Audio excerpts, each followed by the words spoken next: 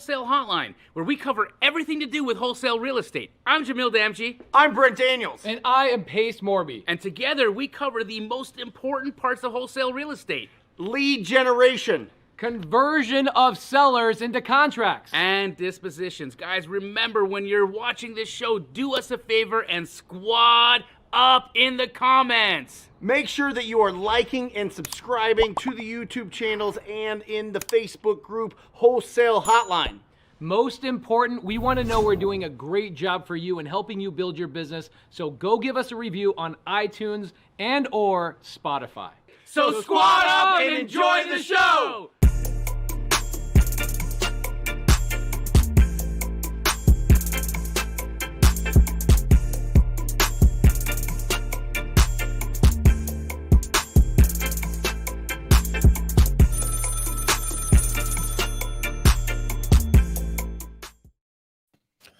Welcome to Wholesale Hotline, the #1 show for lead generation, conversion, and for disposition of wholesale deals. This is the 87th episode. We're coming up. We're getting real creative for the 100th episode. But while we're in the 87th episode, let me open it up with this. And I think that this is one of the toughest parts, especially when you're starting out. This is the toughest part. At least it was for me. I really had to change my mindset. I really had to grind on it. I really had to flip everything. And the book, The Go-Giver, really helped me do that. But you and your business attract money when you stop being selfish and turn your business focus from the needs of yourself to the needs of other people.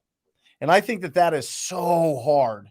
It is hard, especially when you're trying to get out of a career or a job, or maybe you're just broke, or maybe, you have all these ambitions, but nothing has ever come, you haven't really gotten those big checks. You haven't really gotten that big success. It's very hard to go out and think about some stranger that you've never come across, never been around, and you are just reaching out to try to solve their problem. But in the back of your mind, you're like, oh, I hope this closes. I hope I get paid on this. I hope I get paid in this. And you have to almost you got to push that all the way down, and you got to really just take time and focus on what these people are saying to you and what their situation is to actually be successful. That's how you really start bringing in like a magnet all these opportunities. What do you think? Oh my God, it couldn't be anything realer in the world. There couldn't be anything realer in this crazy universe that we live in, that has so many things that we don't even see. When's the last time you've seen a microwave? Not an actual microwave oven, right? A microwave. Never. When have you ever seen a radio wave? Never. Ever. Do they exist? Yep. So are there not forces? How about Wi-Fi? How about gravity? Are there not forces on this planet that are invisible, that we all accept exist day after day after day after day? We don't question them because some scientist said that it's here and it's real, and we can use our phones and do the things. However, it's the exact same thing when we're talking about attraction, when we're talking about how we can prime ourselves to be that magnet of activity, that magnet of positivity, that magnet of action, that magnet of results. The only way you get to that spot is by vibrating at that spot. And the only way you can vibrate at that spot is when you stop being a selfish motherfucker. That's right. Sorry, I had to swear again. I think it was anchoring language, and I like it. But anchoring language. It's the truth. It's the truth. And I feel it in my bones, in every fiber of my being. It's the one thing, if I could tell everybody to do, forget about all the bells and whistles. Forget about all the trinkets and dinkets. Forget about all the things. Do one thing. Fix your mind. Start with your head and your heart, and everything else will follow. What do you think, Pacer? I couldn't agree anymore. We've been going to events. We've been going to, we just had a pop-up in Chicago on a rooftop. By the way, Jamil just paid for basically my vacation. That was fun. Bro, that was a blast. We go to Chicago and Jamil pays for this Airbnb that was like $1,500 a night and just invites me, my family, Cody, my business partner, and his girlfriend, Hayel. Man, did we have a blast. But so fun. It was such an incredible time. Chicago. Bro. Chicago is a beautiful city. Thank you, Thank you. Like Cody had a blast. Everybody had a blast. I was just in a meeting with Cody a couple of minutes ago talking about how lucky we are to have such a gracious and amazing friend with you, Jamil. Thank you. Well, I'll tell you, man, having you there and having Cody there and Hayel and Laura and the baby, it was a dream for us too. It was super fun just getting to connect and not have work. And when someone will say, well, what do you mean you didn't have work? You had a pop-up. That's not work. No. That's not work. No. That's doing, that's giving, that's being with our community, that's being with our people. That doesn't hurt us. That helps us. Yeah, it's hanging with the homies. Because here's an interesting thing. Chicago, right? Illinois, you need to have a license, a real estate license, to be able to wholesale, right? Technically. So how was the crowd? I mean, we got a lot. We have virtual? We limited the event only to sub 2 and Astro students because we wanted to hang out with our very specific communities. And we got a lot of people crushing a lot of deals there, and either their partners are agents or they themselves are agents, and they're doing a lot of deals. But going to that pop-up that we did, it was interesting. A lot of the conversation we ended up having was about mindset, right? A lot of mindset. Oh yeah, there we go. There it is. Yes, wear that, dude. Jamil, what do you recall during that pop-up that as we were going around the room, having everybody introduce themselves to everybody, what like jumped up in your mind as a mindset issue that some of those people were having that we helped overcome? Man, you know what? We had so many self-aware people show up to this event. First and foremost, I think where people get stuck is they don't know, they haven't unclogged their septums, so they don't smell their own BS. Got it. Okay? Yeah. Here we get into this place, and I can tell you that the folks that were at that meetup, they were all honest. They were all honest with themselves. They were like, this is my biggest problem. I make excuses. This is my biggest problem. I've been taking action. I've been getting too comfortable. This is my biggest problem. I don't talk to anybody. I don't meet up with anybody. I don't see anybody. I don't try to help. Then you had other people in there who were the exact opposite. Yeah. We had guys like Oscar, who is one of Pace's students, who is this incredible, incredible giver and just continuously wants to pour into people, wants to help. We had Mike Keekley franchise there from Milwaukee. Another guy like that. Marcelo Sharif wants to help. So I think first and foremost, Pace, to answer that question, I think what we saw a lot of was people being self-aware, but their biggest problem was that they're trying to do this alone. Yeah. Yes. Yep. Yeah.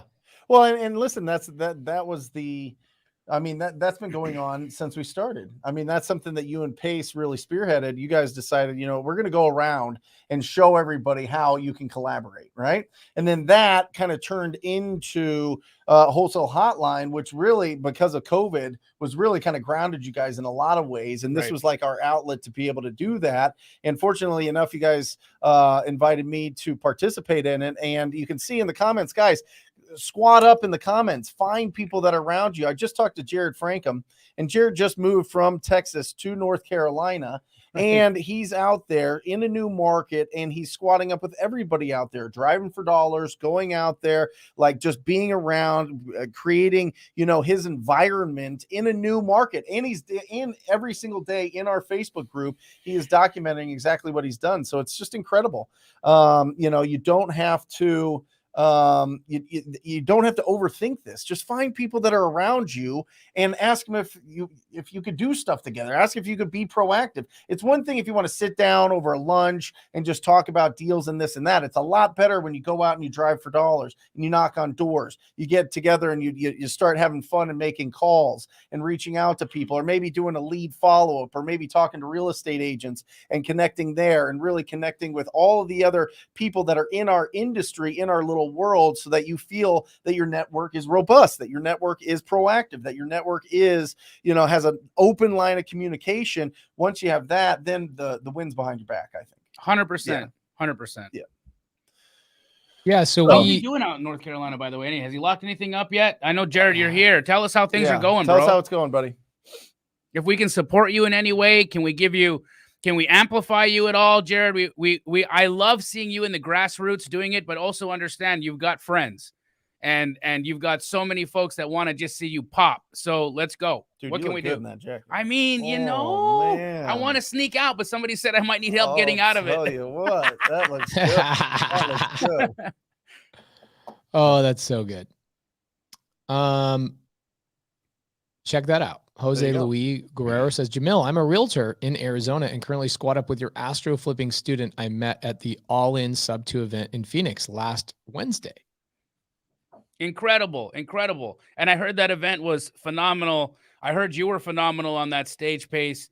And the All-In guys are always incredible. They always bring the value. They're just go-givers and very special people. And that's amazing. I appreciate you letting me know that, Jose. It's great to see this in action. It's great to see this work. And guys, Squatting Hub happens everywhere, right? It happens in the comments. It happens if you go to Sunday service, Pace's live show on Sunday, and you go to the comment section of that show, Squatting Up is happening. When you come to Brent Daniels' show on Wednesday that he does every single morning religiously, people are squatting up. You come to Straight Outta Compton on Sunday, people are squatting up. You go to live events, squat up. Go with the intention, go with the heart that you have the mission. You have a mission to collect at least 10 people to collaborate with every time you're on a virtual event, every time you're in a in-person event. Find 10 people to collaborate with. Love it. And there was a comment there before just talking about, sometimes we close our walls off, or sometimes we don't really want to, we don't know who to squat up with, and it takes some time, and you got to find the right people, and these so-called gurus, especially locally, that just want basically are like, yeah, I'll show you the ropes, but give me the deals. And sometimes they don't hold up to their end of the bargain. Sometimes that happens, but you will find people that are incredible. It just takes time. Don't let one sour, relationship or experience really slow it down. If you go with that optimism that you're going to be able to find those people that you want to connect with, you're going to find them. Sometimes you get burned. Sometimes people are shady. Sometimes people don't communicate. Sometimes people steal your deals. Sometimes these things happen. Can I say something about when that happens to you right out the gate? Yeah. What did you do to deserve it? No, really. What was that? If you get kicked in the nuts or the kneecaps, okay, and right out the gate, something happens to you. You get, somebody steals your deal. Where in your past did you have that coming to you? And it's not going to be related to this thing. It could have been somewhere else, some other time, some other relationship, somebody you burnt. Look, all of us are human beings. We've all lived a life on the spectrum of we've been great people, we've been shitty people. Okay, everybody has had that. Brent, have you been an amazing man your entire life? No. Has there not been a day where you just woke up one day like a total POS? No, I mean, listen, it was pretty much my whole 20s. Guys, to be honest, when you get hit in the knees like that, when you come out the gate and something happens to you, understand you're probably just working out some karma. You're probably just working out what was coming to you sometimes. Well, and a lot of it, was ego, at least from my perspective. I always thought that because I could go and I could communicate and I could do things, and I came into the real estate world as a real estate agent, and it was like the hottest market ever in 2004 and 5 and 6. I was like, 6 figures for a 22-year-old, 23-year-old. I thought that was like, I was on my way. Right. And it messes with you. That's one of the reasons why I started the show with Ryan Zolan, the Millionaire Before 30 on Thursdays, is to like show the negative side of letting your ego go wild, which is what I did. And I totally admit to it. And because of that, everything went down, just like you were saying, right? Just like you were saying. So Justice I love asked, this. do you have a logical? Can I answer this one? Go ahead, please. Okay, so just this morning, I ran a pretty significant sized live. We had, we just started a 30-day challenge today. And the 30-day challenge is not just me telling people to go out and do something. It's my team, myself, going out in the field every day for 2 hours per day and going out and getting deals. So that challenge started today, and we had about 800 people on the live this morning that joined the challenge, and we had a blast. In the first couple of minutes, I had one of my students, Munif, M-U-N-I-F, come on and talk about how he had joined 3 other mentorships prior to getting involved in our influence, right? TTP, Astro, Sub 2. He said that the mindset there is always a scarcity mindset in these other mentorships. It's all about go do it yourself. And they train you to be scarce on every little thing. He says after 2 years of being in other mentorships and YouTube University and going to seminars and reading the books and listening to podcasts and doing everything, he couldn't get a deal. And he comes into sub 2 and he got a deal within 30 days. And this is how he did it. He already knew how to generate leads, but he didn't feel confident in talking to sellers quite yet. And he also didn't feel confident talking to buyers. So what he did is he got a lead that he knew was motivated. He passed that lead on to another student. That student closed the deal. And then that student was like, I don't have a buyer for this deal. Let's go get another student that has a buyer. So they found a third student that brought a buyer to the table, and they all ultimately got the deal done, and they split it 3 different ways. Now, if Munif had done what he had been trained 2 years prior, who knows how much longer it would have gone. And now Munif has 15 deals in process. 15 deals. Bring it. Do you mind, Pace? Yes, please. Not to cut you off, but I'm going to cut you off. Okay, he's been in my program 3 months. Okay. And I can tell you the number one thing missing from people's lives is the abundance mindset and the community that comes along with it.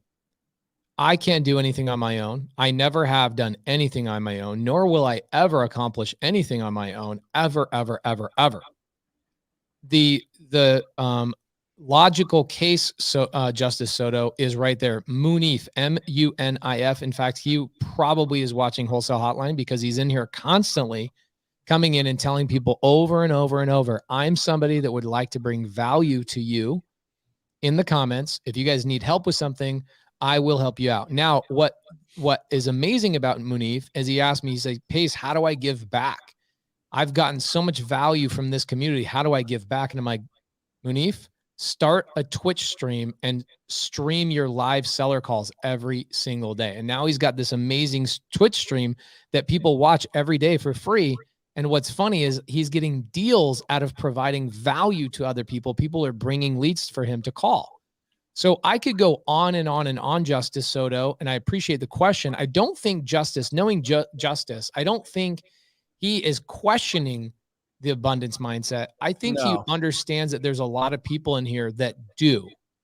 And his question is a really, really good one, because the reason why, guys, write this down. There's, in my mind, there's really 2 reasons why you are not successful in real estate. Number 1 is that you haven't taken action consistently. Okay, that's number 1.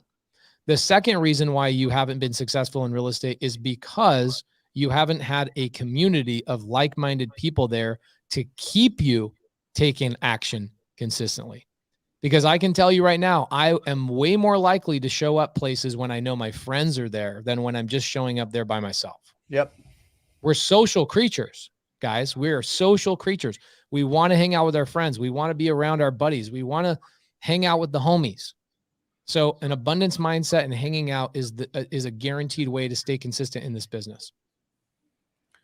Also, I'd like to just kind of talk, scientifically, Justice, if you want to get into this on a scientific basis, when you have scarcity in your head, in the way that you're thinking, when you're contracting, that's contracting. Mm-hmm. Okay. Mm-hmm. Now, they have done studies where they've actually measured the frequency of your bioelectrical magnetic field. Okay. This is something you have in your body. You emit this all the time, and it's measurable. That when you have negative feelings, when you have contracting feelings, that your biomagnetic field is smaller, it's contracted, it's closer to your body. When you are in an abundant state, when you are giving, when you are positive, when you are sharing, you are raising your biomagnetic field, and it is expanding, which is what is bringing these opportunities to you in the first place. So scientifically, that's how that works. Love it. I had a guy that was bidding at the foreclosure auctions, at the trustee auctions for us, and he was old school, right? Old school, and he was grumpy, and he was very closed off and very angry if anybody competed against a bid, didn't squat up, blah blah. He was always like hunched over, and he was always having problems with his stomach, and he was always grumpy, and he was always pessimistic, and he was very closed off. And I was like, what is going on? And then one of my buddies, Kyle Brown, started a company that went and bid. So we started bidding with him. And then all of a sudden we were getting all these other deals, because he would like go and talk to everybody and be like, hey, listen, do you want this? Do you want that? Do you have anybody? You know, we would love these deals. You won the bid, but maybe I could sell it or whatever else. And so it was just like a total different opening mindset, because that was my first step into like real investing, was bidding down at the auction. Awesome. Right. What a place to start. And that was, do you remember back in the Oh day? my gosh, that was like dude. a It's Shark the Wild Den. Wild West. It was like, it was brutal. And then these young kids go in with this squat up mentality and took over. Now all those guys, you know, they got pushed out. Yeah. So anyway, I think you got to give Boone Hancock a little ring a ding ding for this I started about a $1,000 month deal he ago, just got. and I'm about to close my first deal. I'll only make about $1,000 after it, but gotta start somewhere. Boone, listen, you were crossing the bridge from faith to fact. You had faith that you could do it, and now you have 1,000 reasons why you know without a doubt that you can do this. I don't care if it's $1 or if it's $100,000 or if it's $1,000. When you make income, when money goes into your checking account, into your bank account from the efforts of using this and calling and talking to people and following up with them and going on an appointment and solving their problem, woo, you're unstoppable. Unstoppable. Ring that bell, baby. Awesome. I love how in our business we make $1,000 and we preface it with only. Right. But it's Boone. I'm not saying anything about that. I love that. You're going to make more money, but it's great. This business is incredible. When we make $1,000, we say only 1,000.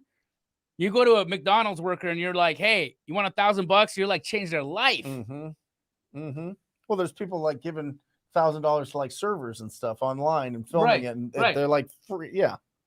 It's crazy. Abdullah Nabulsi says, I got that part, but I have no idea the flow of conversation other than asking, are you considering an offer? So Brent, yep, I know you talk about this, but you don't talk about it enough.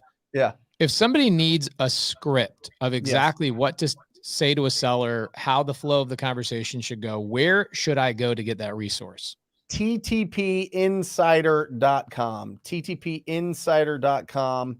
Guys, we've got a toolbox there that's absolutely bananas. I mean, you can get so many free downloads, so many good things in there. I mean, I really took, I remember going through this process after the trustee was all like, okay, now you have to go and find these deals yourself. You got to go out there and you got to find them. And I remember somebody had like, well, I paid, $100,000 for one of these big seminar companies. Right. And I remember going in and seeing all the stuff, and they gave me the login, and I was looking at it and I was checking it out. And I was like, this is okay. I mean, but it's not, it's $100,000. Like, what are we talking about here? It's drive. It was basically the foreclosure list and the drive report. Yeah. I mean, it was, and a little bit of guidance. So what I wanted to do is put something together that was free toolbox that can get people going. And then if they want to be in our world, they can be in our world or whatever else from a coaching standpoint. But if not, they can just stay in that world and get the free stuff. But anyway, listen, Abdullah, you need to find out 4 things. That's it. We talk about it every time in the show, and I'm glad that you posted this, because everything about the conversation comes down to the condition of the property, their timeline to sell that property, their motivation to sell that property, and their price. So as you're starting to talk and see if they would consider an offer, this is when you got to pull back the reins a little bit, and you got to ask about the condition of the property. It's going to open up the conversation. And then from there, you got to talk about the timeline. They might have a property that's in rough shape, but if they don't want to sell it for 2 or 3 years, or they don't know where they're going to go, or they're living there, or it's a storage unit and whatever else, there's some other things that you have to overcome there. And then the third one is, what is their motivation? Why do they want to sell it right now? Why do they want to sell? And then obviously the price. You find out those 4 things and you've got a qualified lead. Now you go on the appointment, and remember, appointments come down to the price, the terms, and you. That's it. So how well did you do building a relationship when you were pre-qualifying them? How well did you do in the relationship with the way that you communicated with them, doing your lead follow-up leading up to this appointment? Do you go on that appointment and all of a sudden you're shoving a contract in front of them, or are you sitting down with them and seeing what their goal is with the property and then going around the property? So a ton of free stuff. All of this is in that TTP Insider. You can check that out. Okay. Here we go. Here's a good one for Brent. Alberto Morales asked a question. I'm sorry, not for Brent, but for Jamil. Jamil, you Yeah, want to I answer this figured. question? For show, Alberto Morales asked, if there are no comps, how do you assess if a property is worth going after? The seller was motivated and property had a big lot and the price was discounted, but there were no comps. Can I ask you a question, Alberto, that you won't be able to answer because I'm going to keep talking? How did you know the price was discounted? You don't if you don't have comps. You see, you have no idea of what the value is unless you have something to compare it to. Just like I have no idea what a good life is until I live a bad one. I have no idea what it feels to be pain-free until I felt pain, right? You don't know what the opposite is, or you don't know what something is unless it's relative to something else, right? That's what Einstein taught us. That's the truth. This is what this shit is about. So unfortunately, Alberto, when you don't have comps to compare to, you're literally just shooting in the dark. Right. So now you've got to make the decision. First and foremost, ask yourself this question. Is this property in a price point where a buyer is going to be willing to just take a gamble? Because if there's no comps, that's what I'm asking him to do. Yeah. I'm asking them to gamble. Just gamble some. Here, roll the dice. Or you're trying to find the one buyer that knows that area. That knows that, you know what I mean? That understands that area or has a specific need for it, which again, doesn't bring liquidity to your deal. It doesn't bring buyers to your deal because there's not going to be a lot of people for that. So you have to ask yourself the question, how do I know it's a discounted property? If there's no comps and I put my property up on the market for $1 million and then tomorrow I reduce it to 250,000, is it discounted? We don't know because we have nothing to compare it to. Yeah. 250,000 could still be getting hosed, right? So what you want to do again in those circumstances, Alberto, if there's no comps, you have to ask yourself, am I wasting my time in this area? Why are we playing in the margins? Why are we playing in the areas in the neighborhoods where there's no liquidity, where there's no action? I'll tell you the reason why. It's laziness. It's because we want, or we're scared. We're only picking the fruit that will talk to us. And the reason why these sellers want to sell in those markets or in those areas is because there's nobody buying there. Yeah. So they're willing to just sell because they're like, yeah, people call me, but no one wants to buy this because there's nothing here. It's just been me for the last 40 years. Well, I usually find from a lead generation standpoint, unless he lives there, typically, what's kind of being taught is you can do pay-per-click, but do it for your whole state, right? Right? I mean, that's a sham, right? That when they're telling them to do it for their whole state is because what they want is for you to get things under contract and then tell you the reason why their program didn't work was because you locked it up too high or or you didn't have good buyers or this or that. Guys, don't lock up deals in areas where there's no buyers. You're wasting your time. You're wasting your money. Nobody wants to invest there. I could not have said that any better myself. I run into people all the time that profess and promise me that they know what they're doing with pay-per-click. And I'm like, okay, where are you marketing? And they say, well, they're all over the place. I'm like, okay, then you're not selling these deals. You might be getting contracts, but they're not deals. A deal is only when somebody buys it from you. A contract is when you get it from the seller. So these aren't deals. These are just contracts you're getting. And these people who are teaching you how to do PPC or SEO or whatever it is in these random ass markets with no buyers, guys, that's a great freaking point, Jamil. How do I know which market I should be marketing into? Go find the population. Look at the density. Find the hotspots. I mean, it's so easy. It's the jewelry store analogy, right? Why are all the jewelry stores clustered together? Because that's where people go to buy jewelry. I mean, is it competitive market? Sure. We're still averaging great deals and finding them all the time. People want to buy in the popular areas. And let me spiral just a little bit because I want to see if there is opportunity in these leads. Pace, when you see something, and I'm sure it comes across your desk or your email or your team or your students, when they find a deal that's maybe a sub-2 opportunity in the middle of nowhere, maybe in an area that's not really up and coming, it's just kind of been there. What do you do there? I mean, is that something that maybe it's a wholesale lead that they get, but they can convert it into something? I mean, I'm just trying to get as much value out of every single lead as possible. So if you can't help the people with a wholesale offer, maybe you can help them with something creative. I don't know. You tell me. Yes, if it's in an outward area, a lot of times you will be able to creatively sell it because you're able to sell it to the end buyer who might not have credit or a lot of cash, right? So you can either wholesale it, or you can be rapid. And so I tell my students, I go, if it's an outskirt area, just assign it. You know, if it's a sub 2 or seller finance deal, just assign it, get out of the deal. If it's in a really strong market, try and stay in the middle of it so you can get monthly cash flow on top of your upfront fee. Yeah. But creative finance, which, you know, we don't talk about too much on this particular podcast. Right. Creative finance can help you find buyers because it's actually a different buyer. Most of the time, not all the time, but most of the time when we are doing a cash transaction, we are looking for somebody who is fixing and flipping, right?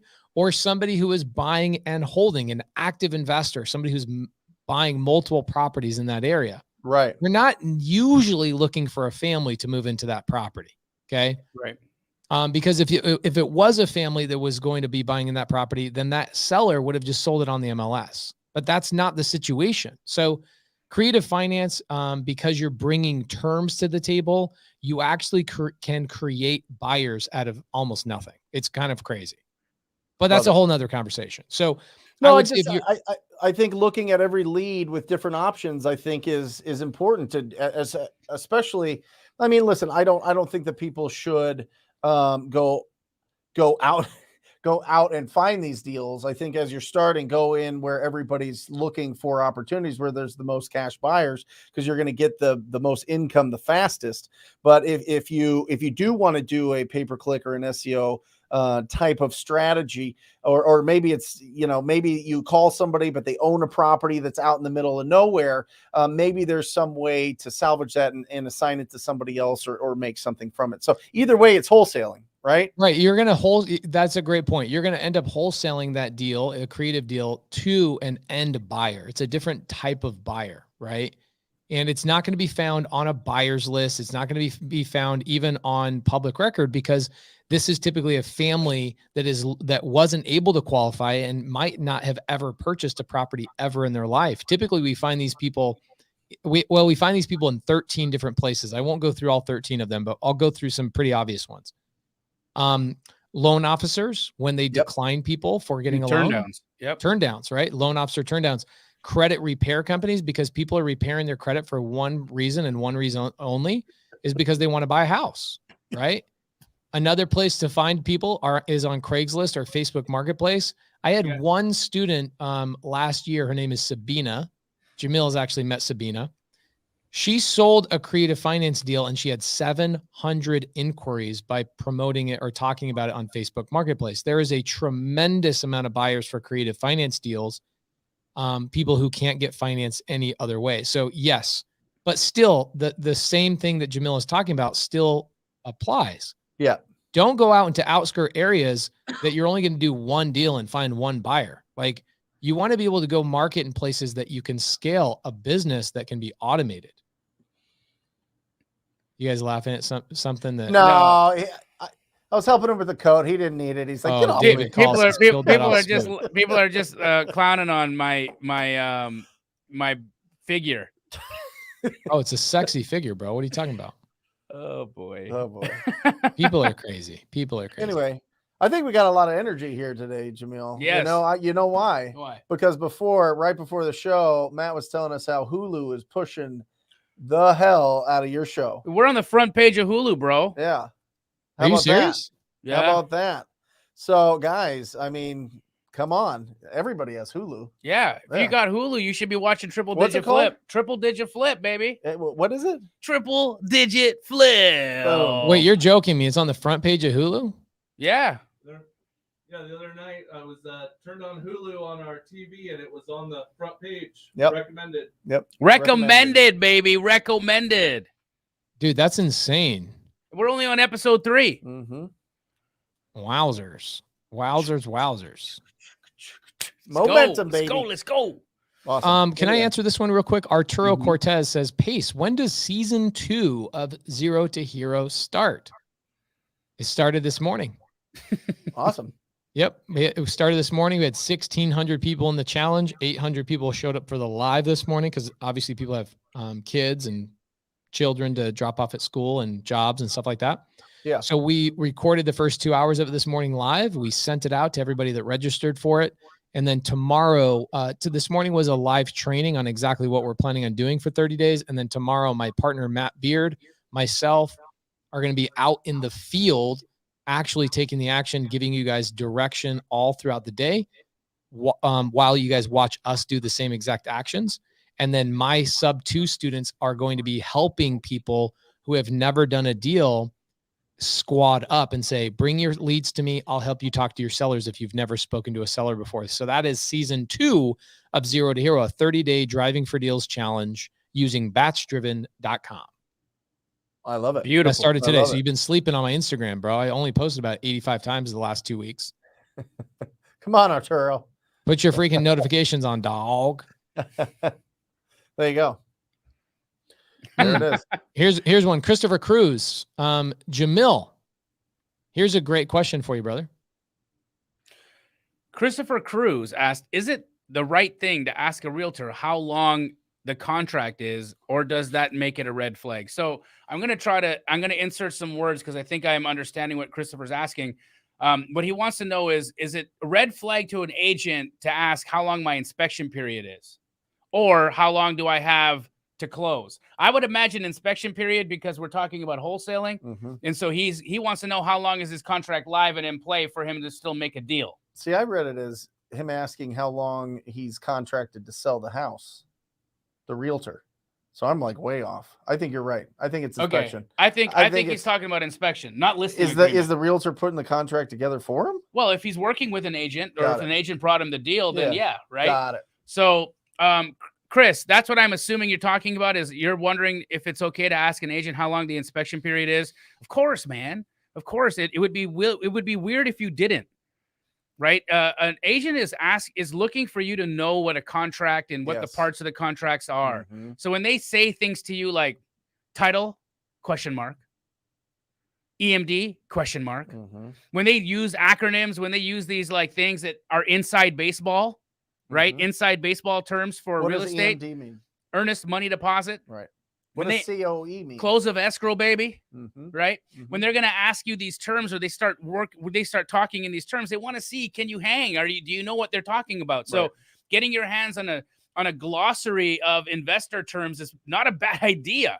Right? IP. Some people write IP instead of inspection. Exactly, period. Right? Yep. Inspection period, IP. So you want to kind of know what these fast terms are. You want to know the shorthand. But no, Chris, it's not a red flag for you to ask, how long is my inspection period going to be? You need to schedule contractors. You need to schedule your property inspector. You've got to get all of the people that are relevant to a transaction in the door, and you have only so long to do it. So, of course, you would ask that question. I love the whole red flag. This is like a thing, right? The little emoji now. It's like on everything. It's right? Yeah. It's flags everywhere. Even it's like green flags. Even Pace had it on his Pace is so ahead of the times, bro. If I want to know what's trending in the world, I look at his social media. I know he's the Gary Vee of real estate. No doubt about it. He always knows what's up. He always knows what's up. Here's a follow up to what Christopher Cruz's question was right here. Here's the follow up. Oh, so he's asking about you. See? All right, you answer. Christopher, that's a little bit aggressive. Yeah, I wouldn't ask, hey, when are you outside of your ability to make money? I would just you could the typical listing agreement is 180 days, so 6 months. Now some sellers shorten that down to half that, 90 days. So about 90 days you want to keep an eye on it and see what's going on, and see if at day 91 they still are working with that property owner.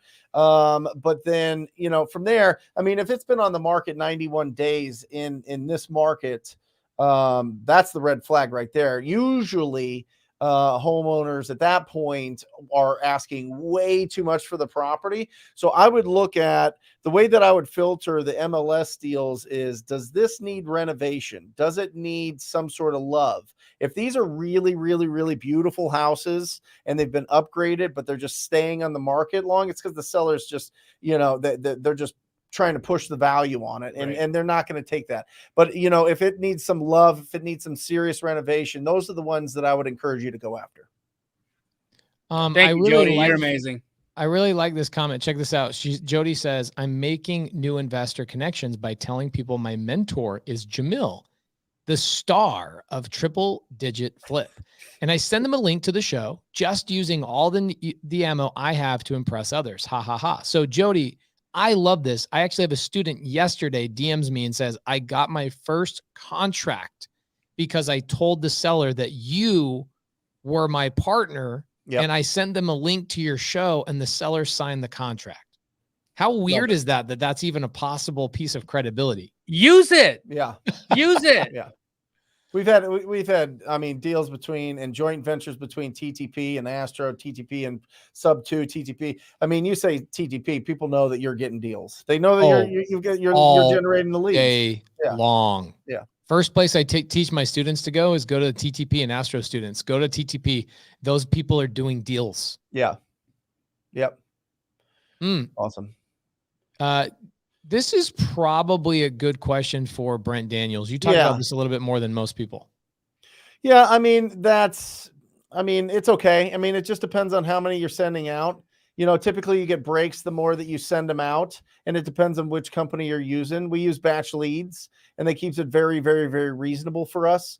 But that's pretty typical. I mean, some of them, you know, back in the day, it was like a quarter of a cent or something. But as the carriers, the cell phone carriers really started blocking all those, and the deliverability went down. You got to use a really quality platform to be able to text blast. Yeah. But I still think that it's good. I think that you should be very smart about what you text blast. I think that you should watch and see, you know, if you're making calls, you're already skip tracing them. So you might as well double dip with text blasting, as long as you're, you know, within the guidelines, which is tough for you not to be, because they'll just block your text anyway. But I think it's smart to be able to do both, especially if you've got a young kid that's interested in the business, or you've got a friend, or you've got, you know, some family members that don't mind texting all day and think that that's cool. I think it's a great way to bring people into what you're doing, and it's going to give you some opportunities. Love that. Yeah. Love that. Just make sure that you're pre-qualifying them like anything else. I would say that this is a Jamil question right now. Scooter Longway. That's a dope ass name. I feel like that's a comic book character's name. Scooter Longway. That's a good name. That's a good name. The best way to conduct a walkthrough with multiple buyers. Oh my gosh. And it's a tenant occupied property. Thank you for specifying if it was owner or tenant. Yeah. Totally different situation. Sure. But here's the thing. You want to, first and foremost, neutralize the tenant. Show up with a dessert. Show up with something for that tenant to just let them know that you're appreciative of them letting you in the house.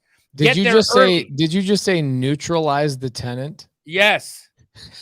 Because you know what a tenant will do? I love that. They will, the first thing they're going to do when people come through is they're going to be like, this sucks, this is broken, this is shit, this over here caught fire, there's mold everywhere, I can't even breathe. Like, they don't want you to buy the house, right? So they're there to block the sale. They are there to like upturn and create all kinds of drama for you and your buyers. So you got to neutralize that tenant, and you do that with a cinnamon roll. It's my cinnamon roll approach. I've talked about this on my Instagram before, and I'm going to tell you again. Show up with a tasty treat for the tenant. Show up 20 minutes early. Go ahead, talk to them. Tell them what they're going to expect. You're going to let them know. I'm going to be walking through with my contractors and other people that are relevant to the deal. While I'm doing that, it would be best if you either stepped outside and waited in your car, or went on a walk, took your dog out for a walk, or just ate this cinnamon roll somewhere off the property, just so that we can do this. I'll be done in 10 to 15 minutes, and then we will leave. Then what you do is you have all of the people that show up to that property showing, and you meet them outside of the house before you walk into the house together. You have everybody show up at the same time. You don't do this with 4 or 5 different times. You have everybody come at the same time. And you tell them the rules of the game on the lawn. What are the rules of the game? Don't talk to anybody. Don't ask any questions. If you have any questions, direct them to me once we walk out of the property. If you violate any of these rules, I won't do business with you. Do you understand? Yes, we're not to talk price. We're not to talk condition. We're not to talk about anything when we're in the house. You're going to see what you're going to need to see. You're going to take the pictures, and we'll communicate outside. Are you ready? Let's go. You go in. You do that. When you tell people and you show people how professional you are, how organized you are, and how you know how to run a showing, they're not going to break those rules, baby. They won't. Not only that, but when you get outside, now you can start asking questions. Now you can start saying, hey, so Which of you guys are going to buy it, or are all you guys going to buy it? Because if you are, I brought a deck of cards so we can choose which of you is going to get the deal. I'm not going to make you guys bid this up, but I will pick the one who wins the draw. That's how you rock that showing, bro. Love it. That's so good, dude.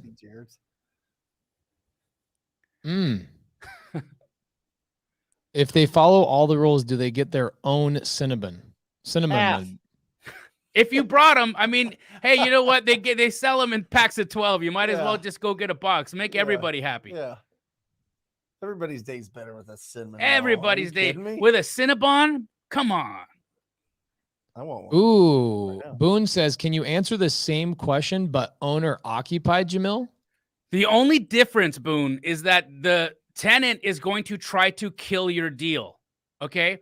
The seller, the difference that when a seller is involved is your buyers are going to try to talk to that seller. So you have to run interference the entire time. You got to get between, either bring another person with you to communicate with the seller and keep the seller busy, or you've got to run interference between the seller and that buyer. And how do you do that? What you do is you tell the buyers to do their walkthrough. You take the seller into another room and you talk to the seller while everybody's walking around in the house. When everybody's ready to leave, that's when you leave the seller. Miriam, go to the door. Go to the door, Miriam. Don't call them. Don't text them. I'm telling you, you got to go to the door. I don't know what. Maybe that's in their market. I haven't felt it. Well, I looked at the Cromford report and I watched what they had to say. So, Miriam, if you look at it, yes, it's because of the pandemic. They've lifted moratoriums in places, and so now foreclosures didn't surge. Pre-foreclosures notices of default surged by a tremendous amount. But guess what? All of those houses built tremendous amount of equity in the amount of time that foreclosure came into existence. So none of these guys are upside down on their house. None of these people are going to foreclose, but many of them could be potential sellers. So all that you got was a 69% surge in opportunity. I'm telling you guys, pre-foreclosures. I mean, Pace, talk to me about it. Go to the door, right? Bro, I'm telling you, there is no better way to get a deal than a pre-foreclosure going straight to the door. And just do you guys have that on Batch Driven? Yes, Batch Driven. If you go to the middle package, it gives you all the pre-foreclosures already predetermined in the app, and it looks like it looks like Pokemon Go for real estate. It's just all the pre-foreclosures laid out on a map, nice and pretty for you. It tells you exactly where they all are. So you could just drive and just hit the doors that are in pre-foreclosure. Or text them, right? Yeah. Or text them if that's what you want to do. But for us, knocking doors is the fastest way to get a deal with a foreclosure. In fact, if I make this joke all the time, but it's real. If I told Matt on my team, go get a deal right now. Yeah. Here's what he does. He opens up Batch Driven. He looks for the pre-foreclosures. Yep. And he goes directly to the door and starts knocking. Says, are you in foreclosure? Do you need help? Are you in foreclosure? Do you need help? Are you in foreclosure? Do you need help? Are you in foreclosure? Do you need help? That's it. That's simple. It's easy. Can you filter by equity? Yeah, you can filter by anything. Can you filter by how many years they've owned the property? Yes, you can. I mean, pre-foreclosure, owned it for over 7 years. Oh, you're in business. Built before 1990. Oh my gosh. That's what we buy. I mean, come on. Ooh, there it is. I like this one. Jamil, I'm curious of your thoughts here because I believe the answer is yes. Very, very much so. Louis III, thank you for rising from the dead, Louis III. Are flippers seasonal? Does the winter of the Twin Cities in Minnesota affect the amount of cash buyers available? My personal opinion, Jamil's going to know this way more than me. I tell people I used to work in Utah as a contractor, and we did half as much work in the winter as we did in the summertime. And it is very seasonal in cold environments. Jamil, do you feel like buyers are less active in the wintertime during the in cold areas? There's a slight drop off in buyer activity in colder areas, Pace, but it's not enough for business not to continue happening. The only thing that you see happen, and this is pretty steady in every market, it's independent of weather, is around the holiday times. Yeah.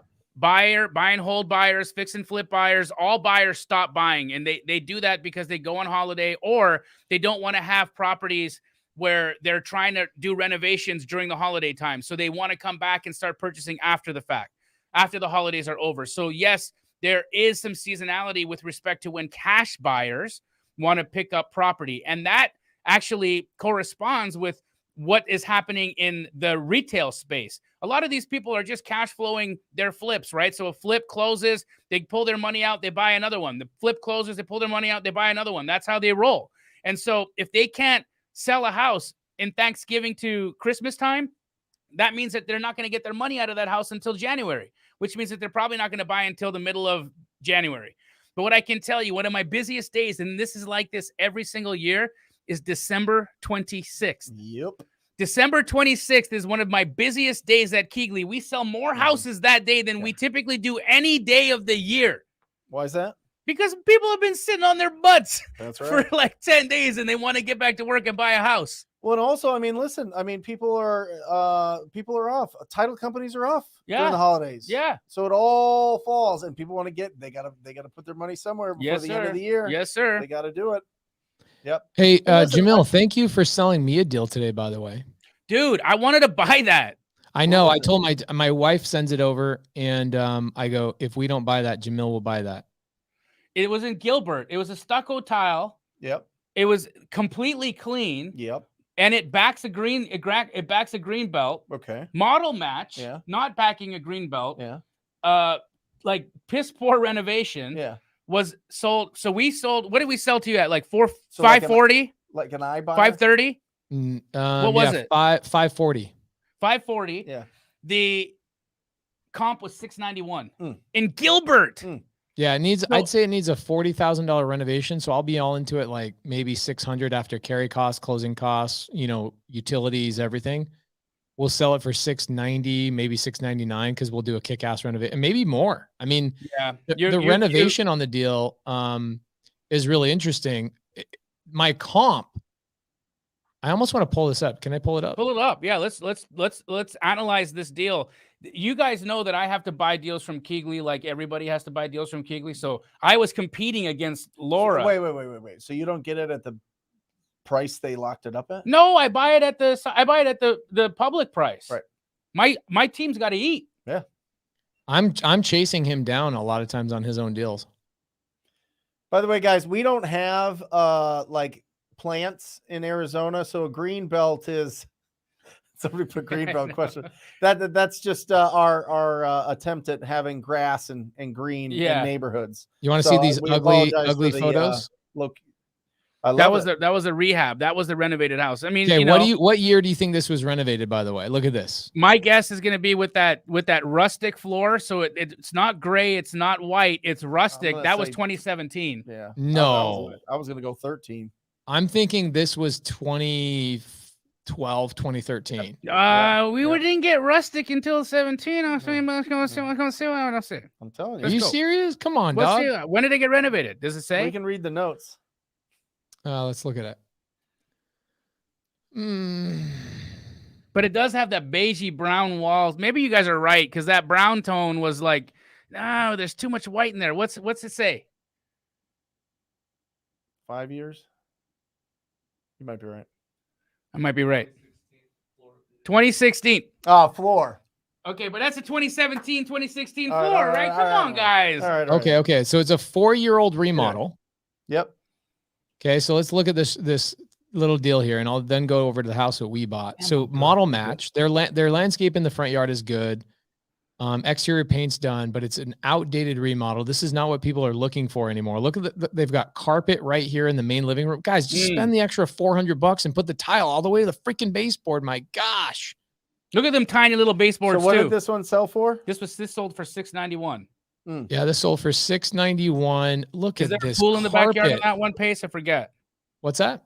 Is there a pool in the comp? Yeah, they have a kick-ass pool. Let me pull it up. Let me get there.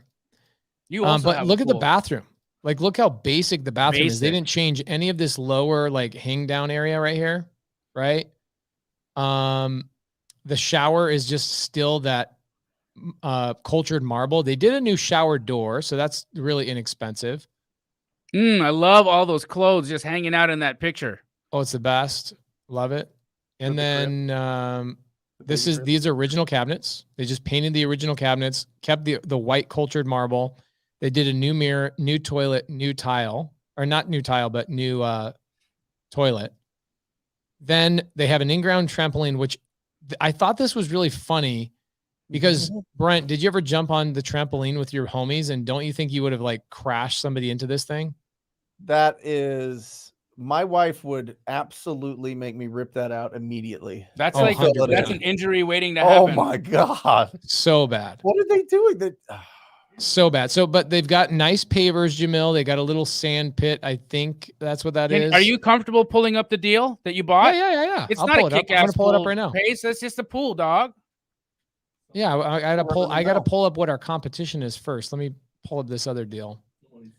So I ran through it. Cody came to me and he's like, "Hey, what do you think we'll spend in renovation?" I told him we're gonna budget for 35 and end up spending 40. Let me pull it up. what are you going to do with this property? I'm gonna fix and flip this one. Got it. We do a lot of fix and flip. So let's see here. Going to pull up your bank account there, Pacer? Yeah, I mean, if you guys want to see it, let's do it. No. You might be like, dude, this guy has no money. Okay, so you guys had it. You guys, where'd this come from? I Jamil? just looked. I was looking at it at 565. Where'd you get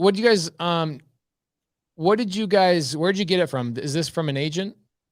That probably came from an agent. Yeah. Because they had it listed too high, right? Was it on the MLS? Then definitely came from an agent relationship. Okay, cool. So I don't like the river rock in the front yard. It definitely needs exterior paint. It's lacking some, love there. It's a basic remodel, dude. It's lipstick. It's like paint the cabinets, I'd probably put new countertops and I'd put a new surround here. Tile. The cabinets in the other house weren't even that nice, but we'll do new white cabinets there. Keep it basic, but update it. It's really simple. Yep. Simple. Laura got the deal. My wife. She beat me. Yeah. You know what's great this close. I was messaging my dispo rep. Hey, I want to take that one. Yeah. And I looked in our Slack channel. I was like, crap. So I texted Laura. I was like, nice grab. Dang it. Dude, It was my good, though. That's my wife brother. I just want you to get it. Here's how simple this business really is. Okay. I call this like bare bones wholesaling. All my wife does is she has her fingers like with Keegley and a couple of our other friends, and she'll bring a deal a week to the table to our company. That's it. Just a deal a week. She probably spends 2 hours a week looking at this stuff. And my wife probably bring a commission to herself, not as the agent. She will sell that and make money as an agent, but we will pay her a commission for bringing that deal to the partnership and underwriting it and getting it secured. My wife probably makes 15 to 20 grand a month just bringing deals to us. Yep. From other wholesalers. It's real. If you just do that, you find a fix and flip like me and go to the Keegley franchises. And so many people ask me, Jamil, why wouldn't I just go get that deal myself? Why do I need my wife's help? Bro, you got stuff to do. I have you were no talking time. to 800 people today. I have no time whatsoever. And so we pay people to bring us deals. Yep. That's what wholesale is about. Brent, why would a cash buyer not just go out and cold call themselves? Why doesn't a fix and flipper just go out and knock doors themselves? Because they want to fix and flip. They want to add to their rental portfolio. They want the properties. They don't want the emotions of the property owner. We get paid to solve the problems of the property owners that we're going after. And it takes a lot of time. It's a full-time job. takes Finding the opportunities is a full-time job. Listen, it is a skill that can be learned. It's a skill that can be improved, but it is a skill. And a lot of people don't want to develop that skill. They just want the properties and they just want to fix and flip this thing.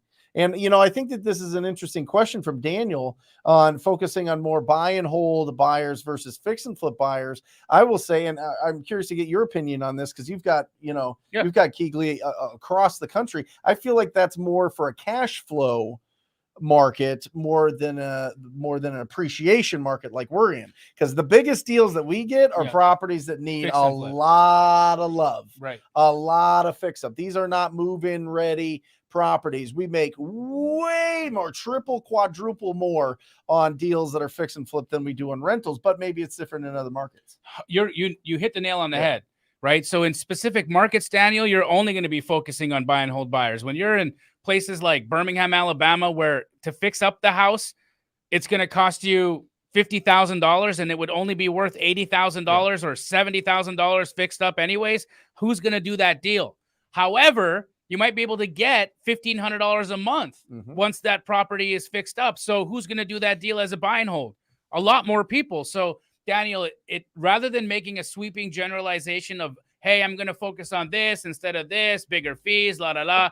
What you should do is look at it case by case and never just focus on one thing. I can promise you that businesses ebb and flow. Buying criteria ebbs and flows. Buy and hold investors will ebb and flow in the market and out of the market. Right now, in some areas for buy and hold people, it's too expensive. Yeah. It's just too expensive. They're looking for other opportunities. So Daniel, do you want your business to die out when the buy and hold people think it's too expensive in the area that you're doing business? No, you should be getting buyers that will fill both criteria so that you've got options, on any and every deal that you bring to the table. So again, love where you're thinking, but what I'd like to add to that would be don't say if and, look at it. How do we do both? And let me ask you this, Pace. When you're looking at adding a property to your portfolio, is there a certain amount, is there limitations to the condition that you're looking for? Because listen, the fact is, if you buy a property, even if it is to keep it, if it's in really rough shape. He's in Massachusetts, so he's definitely in fix and flip land. It's too expensive for buy and hold out there, brother. Yeah. Sorry. But Pace, is there a limitation to, I'm going to keep this one, or I'm going to just, send this to somebody else based on the condition of the property? What I'm trying to get at is, if the condition is, something that needs a big renovations, are rental buyers still buying them? Yes. That aren't turnkey rental companies. We do it all the time. I'd never buy turnkey rental. Me personally, I'm going to tell you just as no, me not us. No. Yeah. Oh yeah. I was just going to say, I would never buy a turnkey property because somebody else just extracted all the juice out of the deal. All of it. Even more probably, because you have to buy in cash typically. Yeah. And those turnkey buyers or sellers are incredibly intelligent. So no knock to them, but we know how to source our own deals. So for me, I would never buy a turnkey deal. But for buyers that are doing buy and hold, which we do a lot of buy and hold, I would say the main thing we look at is cash on cash return. Okay. So if I have a large outlay on my construction, well, my down payment to the seller better be incredibly low, right? Those things have to balance themselves out. I'd say right now we have 4 properties in renovation right now that are going to be in our portfolio. They're seller finance deals, and the renovations are under $15,000. That's ideal. I would love that all day long. But in smaller markets, like look at Christina Aguilera from last week. She said she was buying $25,000 properties and putting 20 grand into them. Right. Like it is, again, case by case basis in every individual market. Like Jamil says, there's certain markets that just are too expensive right now for buy and hold, unless you are doing Airbnb. These markets are incredibly expensive. Yep. There was a comment there by Randy Evans. Can you pull it up? Because I think it really ties into what we started our chat with today. I'm in a pickle, guys. I'm micro flipping a deal. Essentially, he got a deal from an acquisition wholesaler, like possibly a TTP or somebody else just doing marketing lead gen, and he's dispoing it through Keegley. So that's a pure micro flip there. Buyer, we have a buyer. We found a buyer. They're ready to deposit earnest money right now. But the other wholesaler is not okay with them having to split $7,000 and making $3,500 each, and us getting $5,000. So Randy, again, you got to look at this in one of two ways. You got to say, what am I willing to give up? If Keegley has got a minimum amount, and that's what it is, it costs us money to market deals. It costs us money to staff our staff and to do the things we're doing. $5,000 is a deal, to be honest with you. So the fact that they were even willing to do that is great.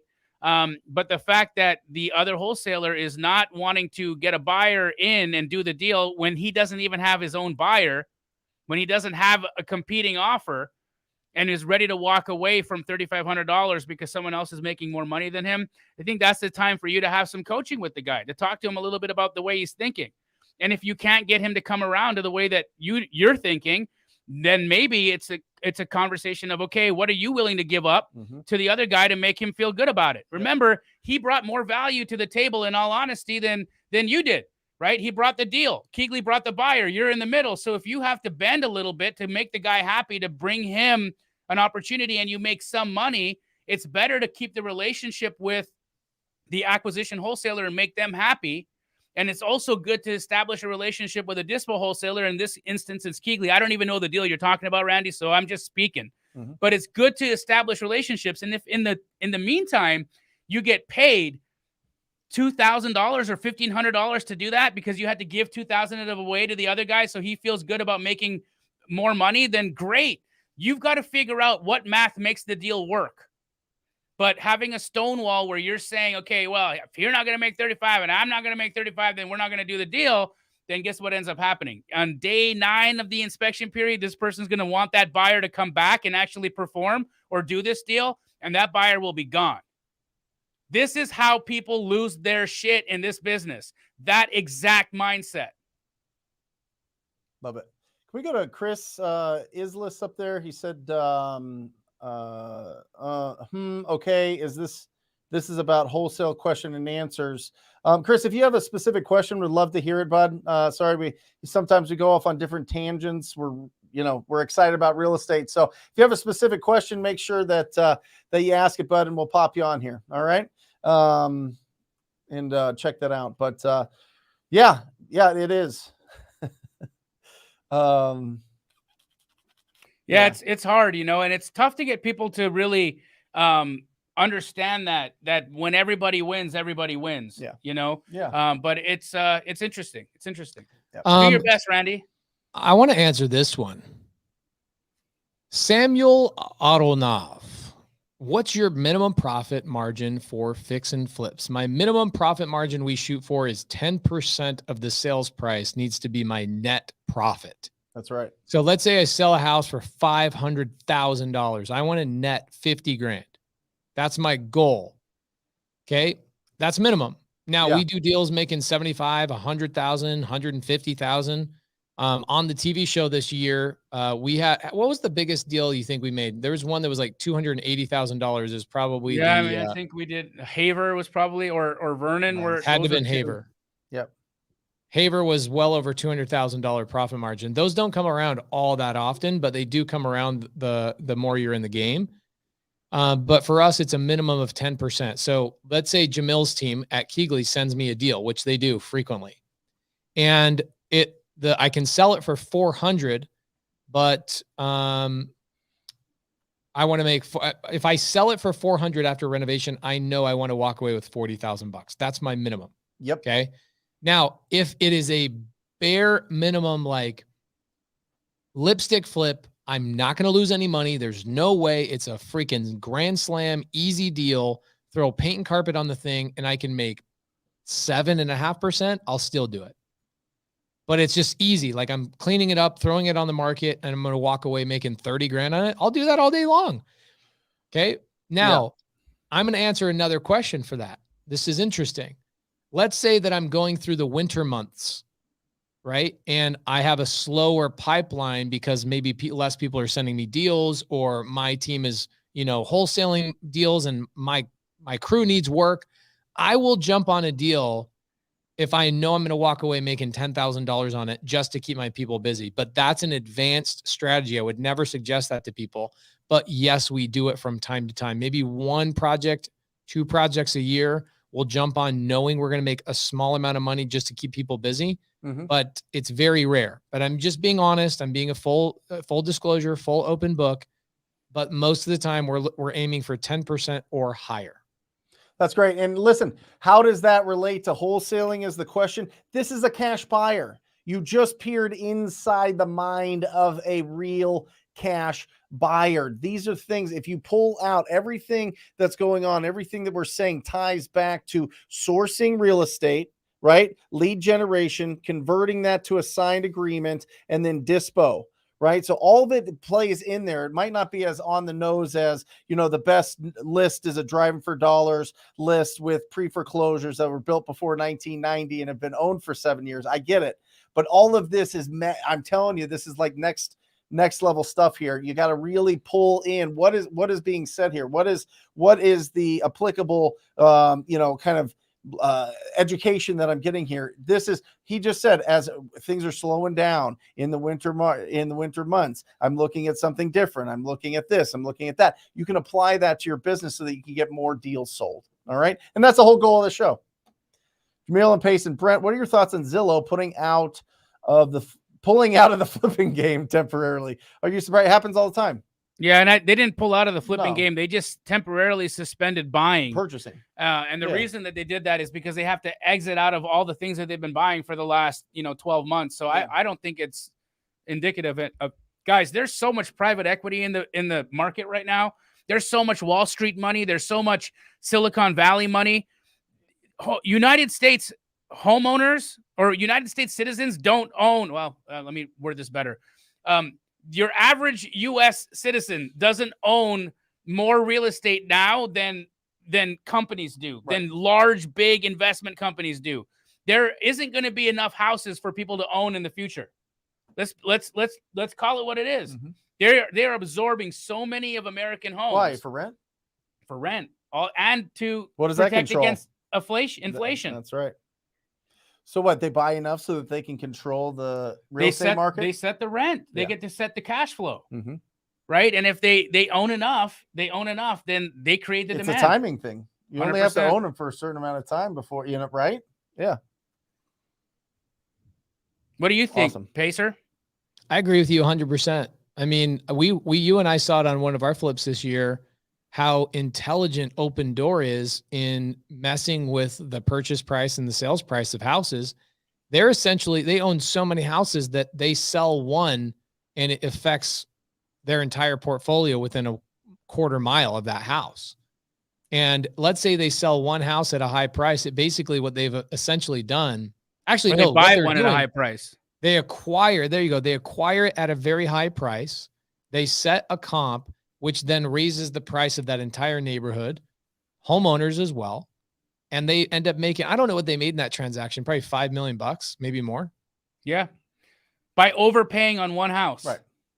Right. We go to John's Joe there.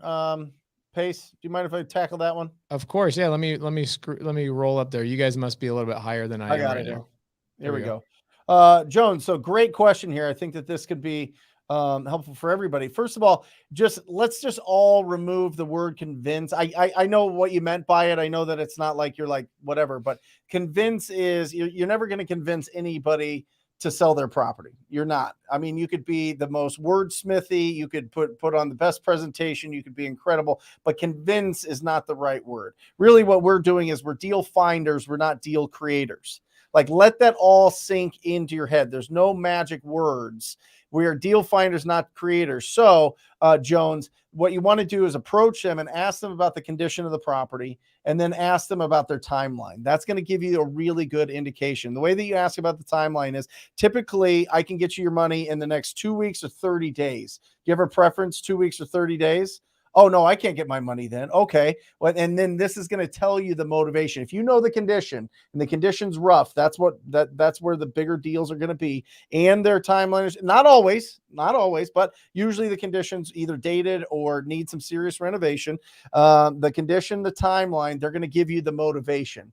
And that's going to really let you know, is this somebody that is going to be best served by a cash as is offer? If not, refer them to a great real estate agent. If not, help them, whatever, clean up their house a little bit or, take care of them a little bit, bring them some food, just be a great neighbor, whatever it is. But if what they're looking for, because they have the condition, timeline, and motivation and the right price, they're looking for a cash offer, that's who we do business with. Every single time. That's who we find. These people come to us if we talk to enough people. That's the whole thing. If we talk to enough people, I don't care if you're doing marketing, I don't care if you're getting referrals, I don't care if you're being proactive, whatever you want to do, You got to talk to enough people to hit your financial goals. All right. And when you do that, you're going to find a lot of opportunities inside that. So don't try to fit somebody into your buy box that's not really ready. And it's best served listing it with a real estate agent or something like that. All right. Jamil, do you guys buy properties and fix your properties and buy it yourself just to raise the market's value like Open Door does? No, that's called mortgage fraud. Well, they're buying it cash, but they're buying it. They're buying it cash. They're buying it cash. They're and they just can pay raising whatever they money want from somebody else. Yeah. Yep. But you can't sell to yourself. That's not an arm's length transaction. And if you do, that's just like and you can't do it I guess you could transfer it at a higher price, but I mean, I don't know, for cash, only for cash. That would be the only way you could do it. It's a very, very, very, very, very expensive and long-term strategy. Yep. Yeah. So, I mean, I bet it pencils out. If you look at it, I bet on some chart in somebody's computer, it pencils out to pay whatever cash, raise as much cash. Yep. And pay whatever. They're paying people on this cash, right? They're raising it and they're paying those people. The people giving them the cash are getting a return. They're holding this long term to finally get the payoff somewhere 15, 20 years down the line or whatever it is. Who knows? But no. Glenn Benet says, what should be my conversation with the seller tomorrow that tells me he needs to think about my seller finance offer? Huge house in Phoenix, could be a great deal. Glenn, DM your boy Pace Morby and I will close the deal for you. It's in Phoenix. I'm your buyer. Stop messing around like you don't know who the person that can close this deal is, and stop messing around like you don't know who the buyer is. Why are you messing around, Glenn? Why are you messing around, Getting buddy? these DMs, bro. Getting my DMs real quick. Slide in. Brent, are you excited about the Closers Olympics, by the way? I am so pumped. This is going to be absolutely bananas. On Wednesday, I'm going to have Elijah Rubin on the live show. He's going to be on at 11 o'clock, but don't miss the first half of it. We're going to be talking about closing more deals, being more effective with your negotiations and getting bigger deals. But the Closers Olympics is going to put the best of the best on display. And it's like, what, 100? How much is it right now? Is it $97? I told Elijah he's stupid. Is it $97? Yes, it's so dumb. I'm like, bro, people spend $30 at Starbucks every morning. It's like 30 hours of training. I mean, it's like 30 hours, 3 right? days. It's 3 days of watching other people close deals. Yeah. And then watching you and I and Sean Terry and Max Maxwell judge those people from our perspective and our vantage point. I know. Are you kidding me? When I was brand new, I would have spent 10 grand on that. Yeah. Is she a judge in that? Uh-huh. Awesome. Who, Lauren? No, Christina. Oh, yeah. It's going to be bananas, guys. Definitely check that out. I think it's on all of our social medias. We'll get real loud about it when it comes up, but it's that the first weekend in November, that Friday, Saturday, Dan Saturday. Quijano says, I want Pace to compete. Just saying, bro. I know, Dan. I would love to compete. When Elijah and them reached out to me about it in year one, I told them no, because Jamil and I were traveling at the time. Yep. I said, definitely reach out to me for year two. I had no idea that we were going to be on a freaking TV show. And what's so funny is today when I was on Elijah Rubin's Instagram Live, A&E came in and nose swabbed me like unexpected, unannounced, because that's what living life on a TV show is like. They just walk in. Hi, hey, your COVID tester is here, Pace. And I'm like, I'm on an Instagram Live. Yep, we need to get it done right now. And on the Instagram Live, you can see me getting my COVID test on IG Live. Yep. What I told Elijah is because of the TV show and the unpredictability of mine and Jamil's schedule, we have no idea. Like, we're filming tomorrow. We're still filming for season 1 tomorrow. I have no idea when we're going to be finished. So I would love to participate, but can you put me in an area to participate that if I have to bail out, it doesn't cause an issue? Right. And he's like, absolutely, we'll have you as a judge. And I was like, ugh. I'm honored to be a judge, but at the end of the day, I want to compete.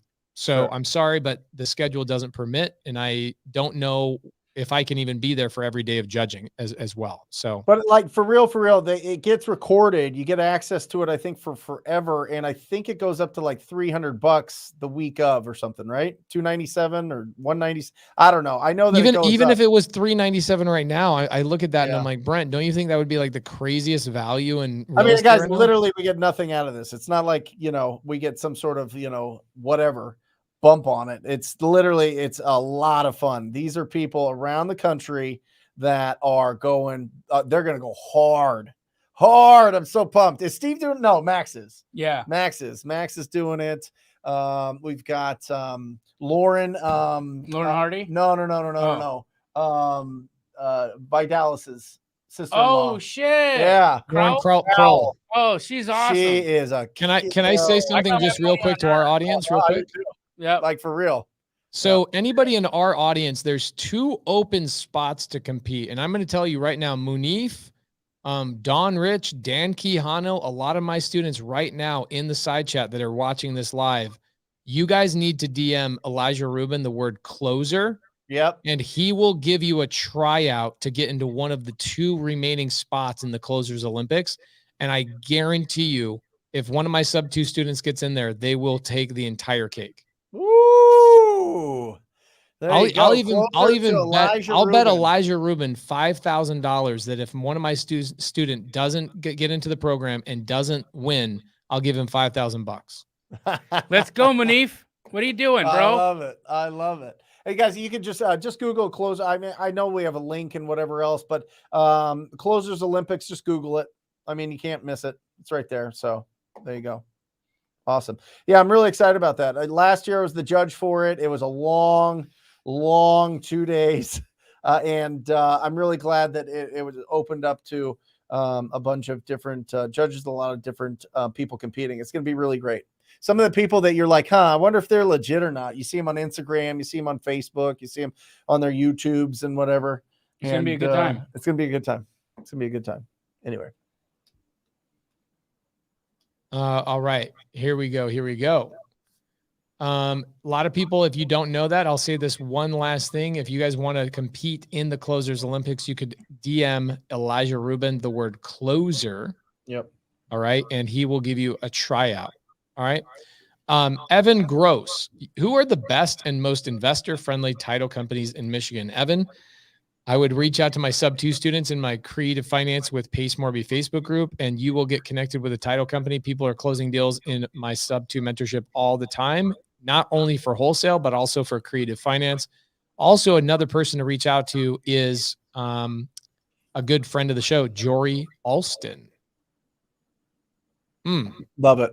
By the way, I love that he posted that. That's what you need. That's how you reach out. That's how you get the inside scoop. You know what I mean? Dude. That's how you find really incredible people, is just being loud and being out there and participating, squatting up. I love it. Jamil, also, I don't know anything reach about out to Agenda Carson 21. Demick in Michigan. Carson Demick, he's doing a ton of deals out there. Carson Jamil, Demick. do you know what this Agenda 21 is? I'm not up to speed on this. I don't know what it is, but let's read this. How does Agenda 21 and sustainable development impact the future of wholesaling and owning real estate in the future, in your guys' opinion? You know what, Kobe? I don't know what Agenda 21 is, but I'll read about it and we'll let you know what we think. We'll cut through it quick. Oh, it's a very high level thing. It says Agenda 21 is a non-binding action plan of the United Nations with regard to sustainable development. It is waste of our time. Okay. Yeah.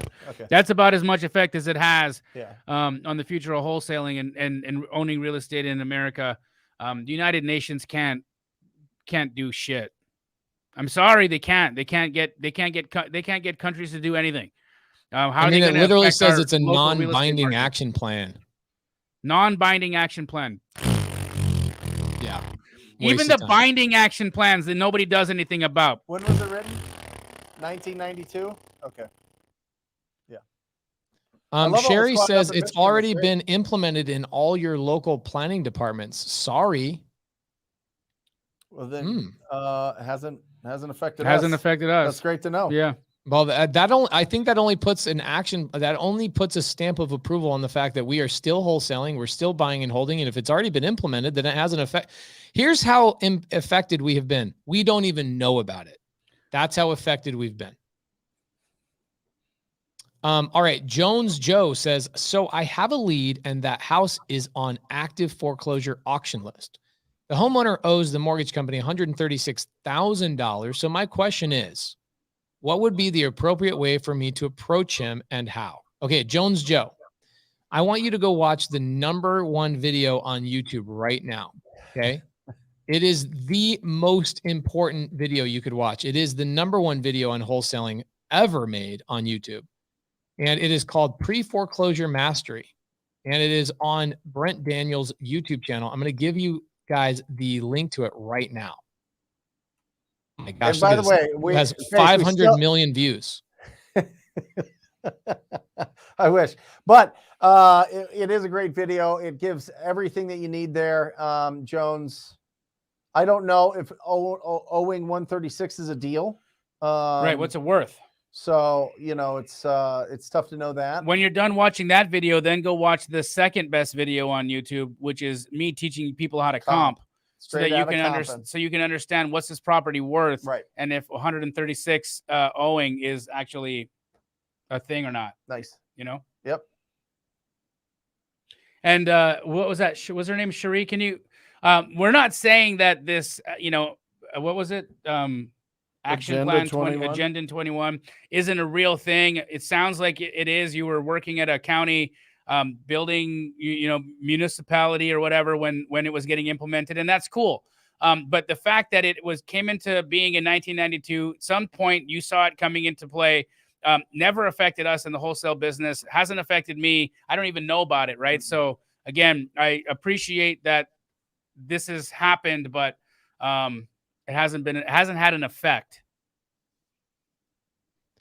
I love this one. Javon says, linked up with 2 sub-2 students from the Facebook group. They're talking about my free creative finance Facebook group to close a pre-foreclosure lead here in South Carolina. $10,000 assignment closing on Wednesday. Boom. From simply reaching out. Come on. I'm telling you guys, well done, squatting up is incredibly valuable. You've got the trained students that can help you out. TTP students, Astro students, and trained sub-2 students can help you get these deals done.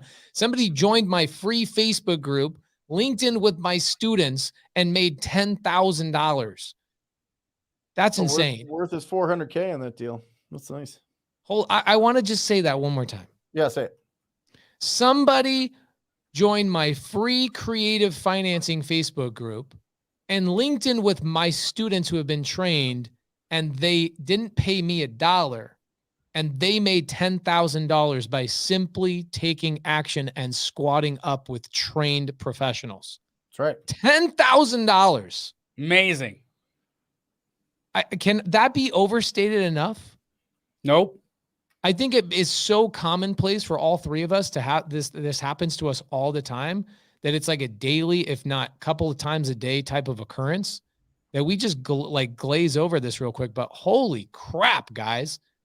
If you are watching this live and you are not squatting up, what are you doing? My word. That's awesome. Mike Kane says, got to go watch that foreclosure video. I'm telling you guys, you need to watch this YouTube video. It probably has 450 million views. It is so insanely valuable. Yep. That the president of the United States himself has promoted this. Actually, I heard that they're going to call that Agenda 22. Yes, it's Agenda 22. Yep. Go watch it on Brent Daniels' YouTube channel. It is an unbelievable video about reaching out to pre-foreclosure leads. Okay. It has more views than what is it? WAP video? Yes. Yeah. Yeah. Is that what it is? Yeah. Yeah. More views than that? That's incredible. Yeah. Yeah. What's WAP stand for? I don't remember. I don't know. It's been a while. Can't say it on there. It stands for wholesaling on purpose. Yes. There you go. Wholesaling and purpose. Wholesaling and purpose. Yes. Oh boy. That's it, guys. We're going to I end love on a very strong note there. Really good dad jokes and ridiculousness. But we love you guys. We truly do. Listen, if you did not get your answers or your questions answered, guys, there's so many other opportunities to join us live. I am live on Wednesdays at 10 a.m. Arizona time. Pace and Jamil are live on Sundays I'm on at 5 p.m. PST. Pace. 7 p.m. PST. Love it. Let's And go, we guys. are currently running a 30-day challenge inside of our community. But you know what, guys? It's too late to join, so you are SOL. And on that note, we love you. Thank you guys. We'll see you next week. Wholesale See ya, Hotline. Guys. Out. Or just say squat up. So squat up and enjoy the show. Yeah. Yeah. Okay. 1, 2, 3. So squat up and enjoy the show. What are you doing? I didn't say nothing. Why? I don't know. Okay. So squat up and enjoy the show. Cool. I think we should use the one where Jamil doesn't say anything.